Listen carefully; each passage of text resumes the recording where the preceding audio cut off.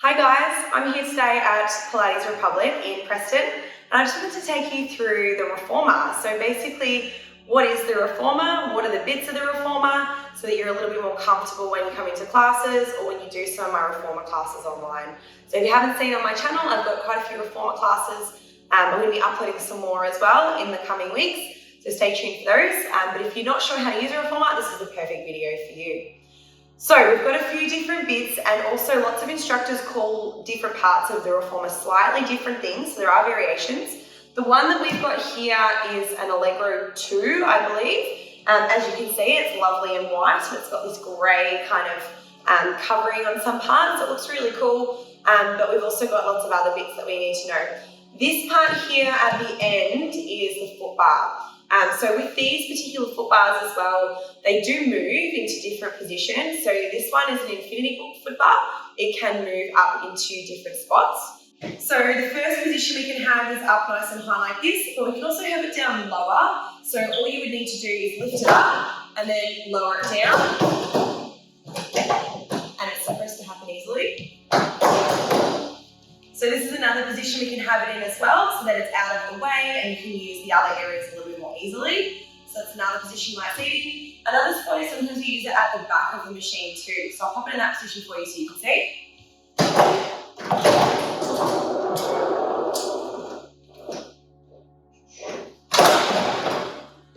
So now we've got our foot bar up here. It's really great to use the foot bar here for some upper body work. It's quite helpful. So you can do things like pull-ups with it. I do a video where I do a workout with the foot bar in this position. If you're interested, you can go check that one out. But it's really easy to move it once you get the hang of it. It can be a bit fiddly initially. What you have to do is lift it up first and then tilt it backwards for it to slide. So I'll show you that, okay? We lift it up, tilt it backwards. Now we slide, and then to move it back to that initial position, you have to lift it up again and point it forward. And there you go, that's the foot bar. The other parts that you need to know about, so the carriage is this bit here that I was just sitting on before. So this is the bit that will move up and down, okay? The less springs you have connected, the more easily the carriage is going to move. The more springs you have connected, and the heavier the springs, the harder it is for that carriage to move, okay? The other parts you have on the carriage are your shoulder blocks, which are just here. So if you're lying on your back, that's where your shoulders kind of touch. And then you've got these loops that are just over the shoulder blocks. So you've got a long loop and you've also got a short loop. The long loop, we usually use the long loops for leg work or for on our feet. And then we usually use the short loops for our hands. However, you can make some upper body work a little bit easier by using the long loops. So you can use them for both, but it just sort of depends. Usually, feet long loops, hands short loops. The other thing with these reformers too is these shoulder blocks actually lift out. So you can move it out of the way and drop the loop down, and then you have a carriage without the shoulder blocks. So that's what the carriage looks like without the shoulder blocks connected and without the loops connected. And then you just have a bit more space to basically sit and do everything you need to do there. I'm going to pop them back in. Just above the shoulder blocks, we have a headrest. So with the headrest here, it's pretty much that little section just between the two shoulder blocks. These ones, the headrest does lift up, but not much. So it's a good idea to have a block or a small, like a ball, to lift your head up, because these headrests don't really move that much. Some other reformers, they do lift up quite a bit more for head support, so just keep that in mind. There's also like a little lever off to the side of the headrest that will readjust these straps. So when you pull that lever, it makes the straps more even. So just keep that in mind, that's there as well, and that's what that lever does. Back over to the front of the reformer. So we've got our platform here at the end, okay? Now on the platform, so it's just underneath the foot bar, you've also got like this black squishy mat. Some of them come with, some of them don't. I use this for grip sometimes, or even for people if their hands are a bit sore. You can pop your hands on it, it's a little bit nicer. But you'll notice it's a little bit corrugated on the actual platform, and that's quite helpful for grip too. And you'll also see these little holes in the platform. That's where the jump boards go. So if you ever use a jump board, that's where that goes. You've also got this loop at the front of the platform. We often hook our feet under there. So that's what we would use if we're sitting up on the box, for example. You would hook your feet under that, just an extra little platform strap.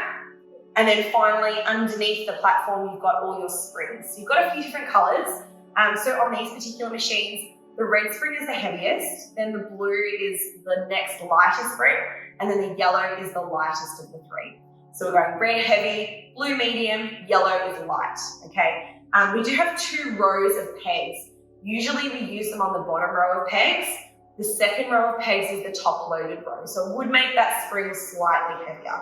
So say for example, if your yellow spring on the bottom row is too light, but your blue spring on the bottom row is too heavy, you could put the yellow spring on the top row of pegs, and that would be in between the two. So that's just something to think about. The more springs you have on, the heavier it's going to be. The less springs you have on, the lighter it's going to be. So just keep that in mind. Depending on the exercise, it's going to determine what springs you want to use. Sometimes heavier springs are easier, sometimes they're harder. Same goes for light springs. Sometimes light springs are easier, sometimes they're heavier. Depends on what you're doing, okay? Some other areas of the reformer you might want to know about. So we've got our white frame. I'll call them usually the white rails or the white frame. Sometimes we do exercises where we put our hands on these.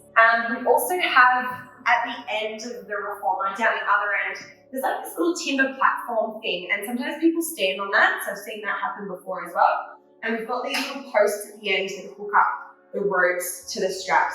Sometimes people use these as well on these reformers, okay? So that's another area you might want to be aware of.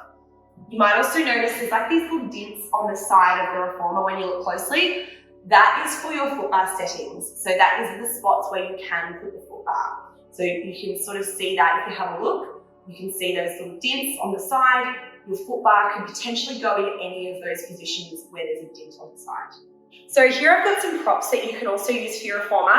The box is probably the best one to start with if you're not sure what accessories to get, because it's really versatile. You can sit on it, you can lie on it, you can do all kinds of things. So the box is really great, and you can also turn it different ways. Some other little props that we use here at Pilates Republic that I think are awesome, and again, really versatile, and it adds a little bit more interest into your workouts. So we have a big kind of squishy ball, or a chi ball, some people call it. This can be really helpful because you can deflate it as well. You can use it as a pillow, you can pop it under your bum, lots of different things. So that's your chi ball or your squishy ball. We've also got a small toning ball. This one is half a kilo. Half a kilo to 1 kilo is probably appropriate. Some places have 2 of these. This is a really great prop to add some upper body work while you're doing legs. So then you've got more dynamic exercises. You can add extra things. We've also got some 1 kilo dumbbells here. So again, these are really great just to add some interest. You can do extra things with them. They're not really that heavy, but it's enough to add an extra load and to make that workout just a little bit more challenging and more dynamic. Finally, we have a ring, aka the magic circle. This is a really great prop to use. Again, it's really versatile. You can use it for stretches, you can use it for strengthening, you can use it in mat Pilates workouts as well. So it's a great tool or a great thing to have, and they're pretty cheap. So if you want to grab one of these, not a bad idea. And it does make some exercise on the reformer more challenging. So yeah, maybe get your hands on one of these, you might enjoy that. So something else I want to show you is just with the jump board, how to connect the jump board into this reformer. It's really, really easy. These reformers are probably the easiest ones to put the jump board into. You want to make sure the foot bar is on the lowest setting, so that way it's out of the way. You also need to move your little black mat out of the way, and then you also need to move that platform strap out of the way. And you'll see those holes that we spoke about before. So this is your jump board. We've got handles at the top, and then at the bottom, you've got these little steel bits that are going to go into the holes.